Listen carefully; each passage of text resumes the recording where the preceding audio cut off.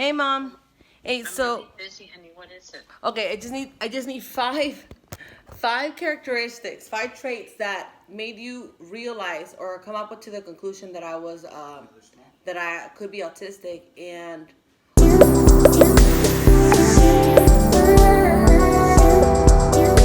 I am back.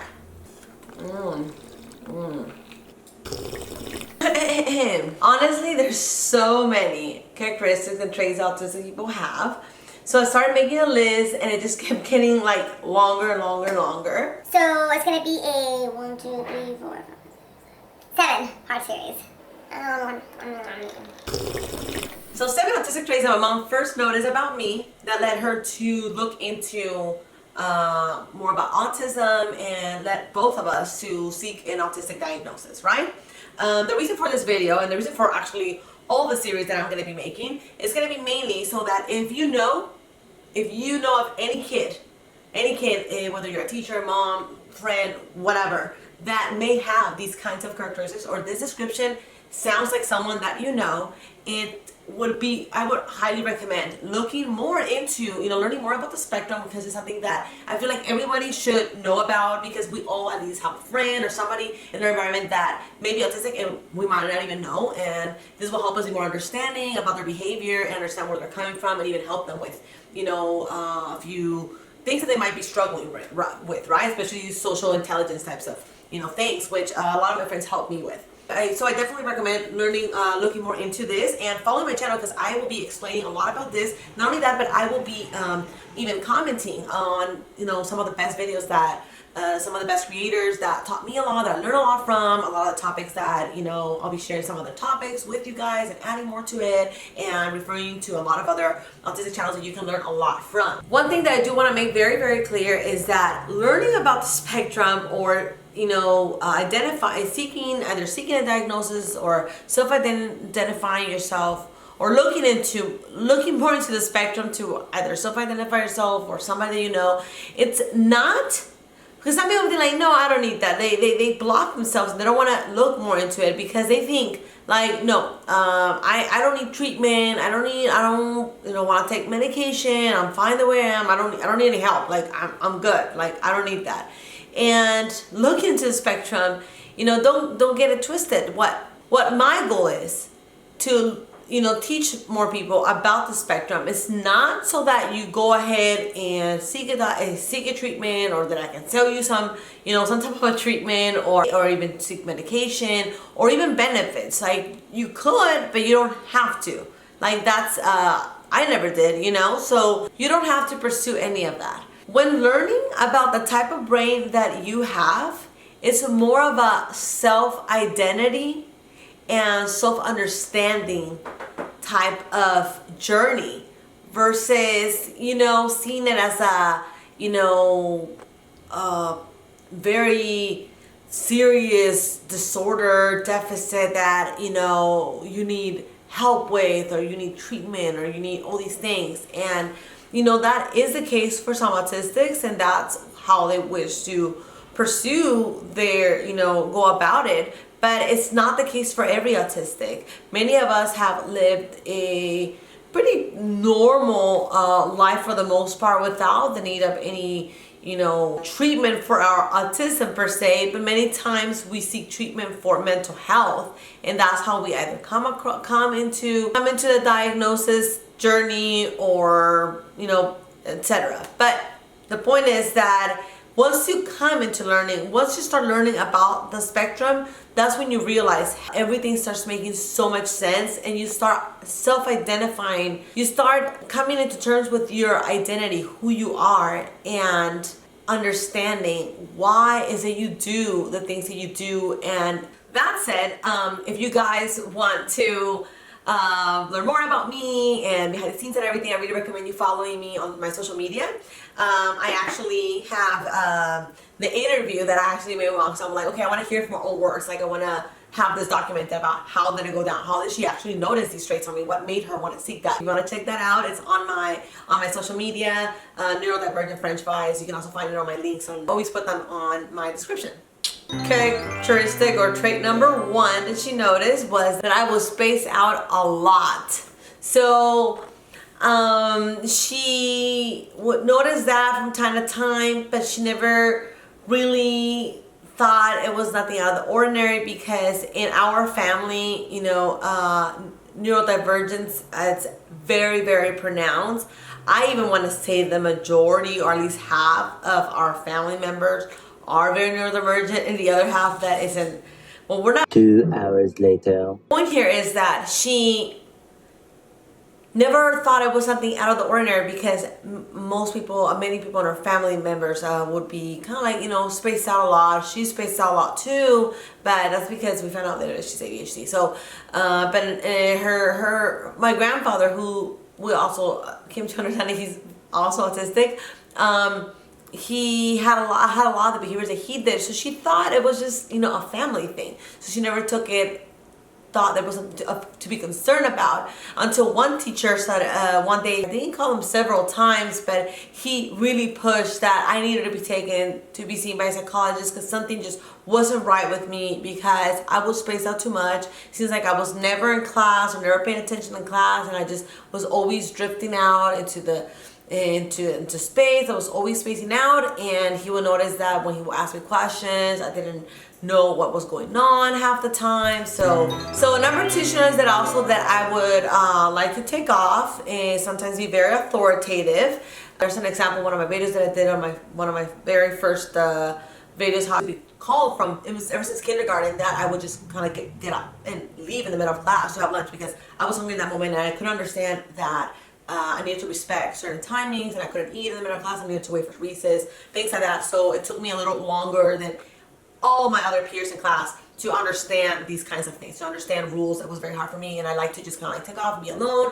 I like having lunch alone, and I didn't like kind of like being around other kids that wanted to do kind of like other things. I like to do my own thing. And she said that I like socializing, but when I was socializing with kids, I would usually, I like calling the shots. I like to follow into, I would try to go along with things, but I always tend to impose my own ideas, what I wanted the game to look like, to be like. I wanted to always direct. So that's one of the things that I would always do, and she would notice that. I would get called attention a lot for that. Sometimes kids, most of the time kids would follow along with what I would do, but sometimes they would get tired, and especially in group settings, like school settings, they would get upset and complain to a teacher or complain to my mom that I just wasn't really understanding what the group wanted versus what I wanted. Number 3, she noticed that I will stim and hum a lot. So since I was even to this day, I still like to grab my ears.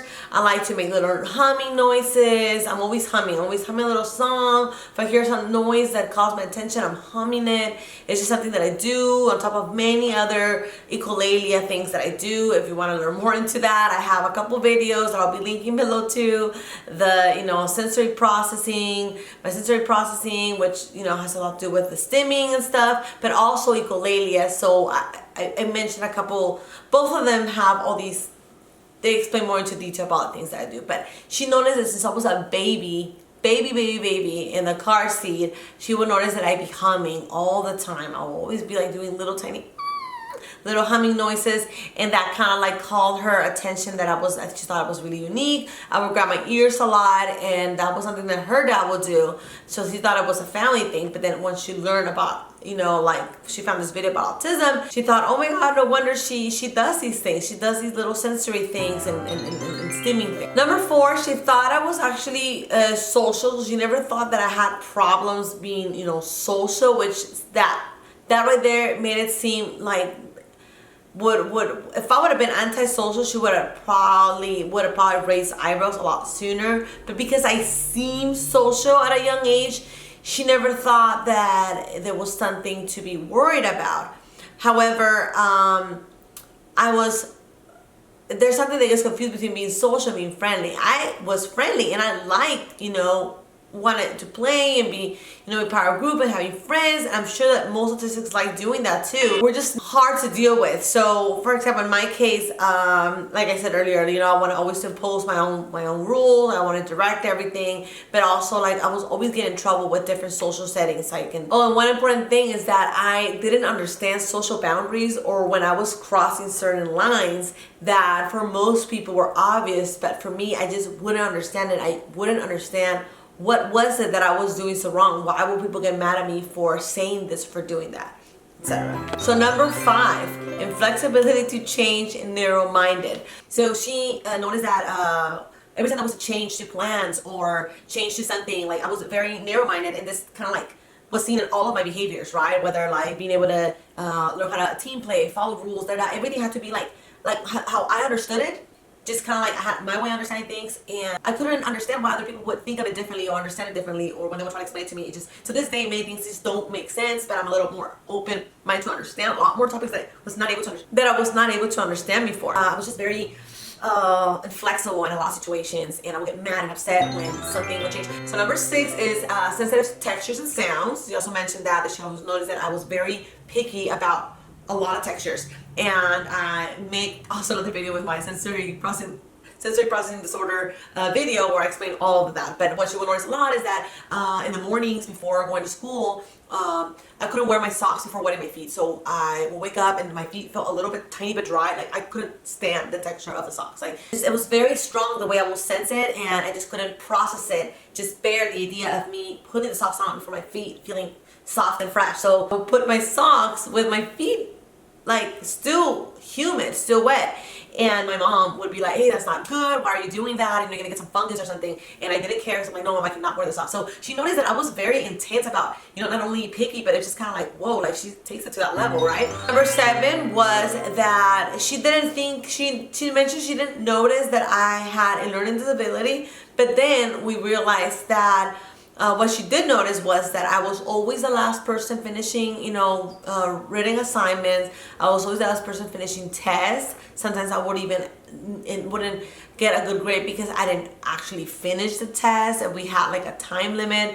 Also, she would always get mad at me for writing when she would see me writing some essay or something, and she would notice that I would always eat words or skip letters, and she would get mad at me because she thought I was being lazy and I wasn't, trying hard enough. But that is a mistake that till this day I still have, which is called dyslexia. A lot of people don't know dyslexia. It's like that. That is a form of dyslexia.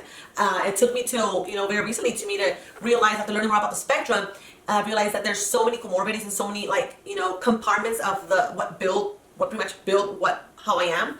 And it made me realize, I'm like, oh my God, so if this part of my traits is called dyspraxia, then maybe, could it be that I have dyslexia? So I looked more into it, and I was like, yeah, I'm actually dyslexic. That's why till this day I still eat words. I still write, have very poor writing compared to normal people, although I write and read a lot. So you would think I would have much better grammar. I do it in English, I do it in Spanish, and it's something that I've been struggling with a lot since I was little, and nobody actually noticed it. So this will actually, if you have noticed that you actually eat letters a lot, or you have to kind of like take extra time to proofread your own work because you're constantly making a lot of grammar mistakes when writing, you should probably look into more learning about dyslexia, because that is a lot more common than people actually think, and it's a big comorbidity in ADHDers and the spectrum. Okay, so number 8, last but not least, is no filter, which my mom said that was what she thought it was the most like abnormal thing that I would do, the most obvious sign that she just kind of thought, like, why is she like this? Why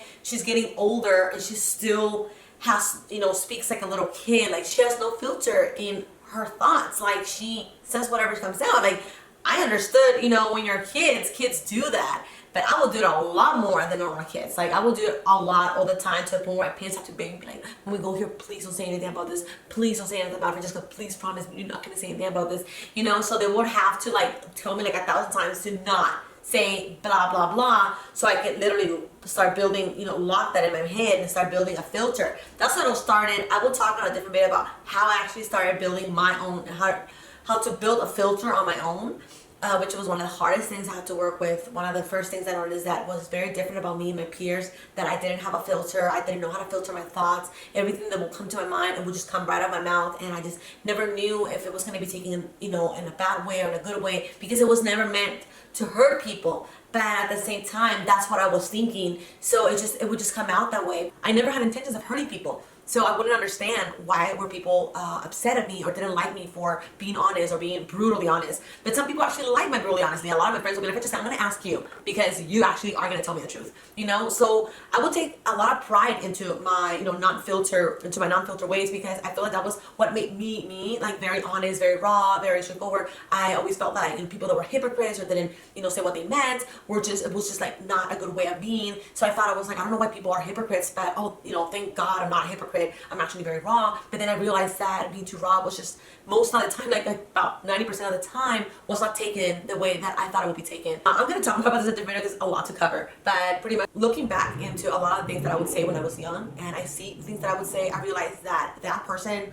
could have not been me. Like, I cannot believe I actually said that. Like, I cannot believe I actually thought that, or I actually thought doing that action was okay. One of my friends showed me some old posts, and I was shocked. I was shocked to like, wow, I cannot believe I actually said that. At the moment, you might think something, it's okay because you feel it, you're being honest, you're being sincere, but there is a chance that you're just letting yourself go through the emotions, and later on in life, you're gonna regret say that or simply change your mind. So that's why having a filter is important. I'm going to talk more about that in a different video. I hope that this video was helpful to you guys and you guys enjoy it, and if you have any more questions, please leave it in the comment below. Don't forget to subscribe, share, and I'll be making more videos about the series, and especially be about traits in women.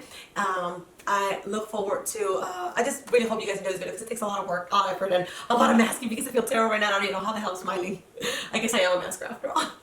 But yeah, thank you and bye.